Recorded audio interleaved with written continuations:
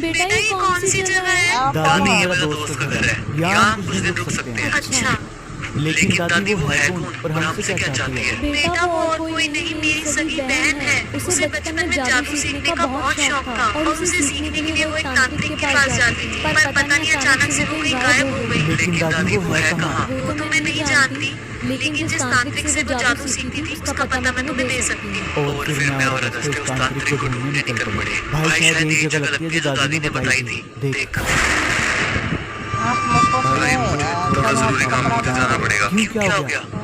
कुछ है काम, तू जा, मैं आता हूँ थोड़ा टाइम में। इसे क्या हो गया? इसे कौन सा जरूरी काम है?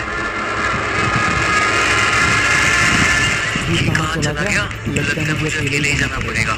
नेक्स्ट पार्ट के लिए सब्सक्राइब करें।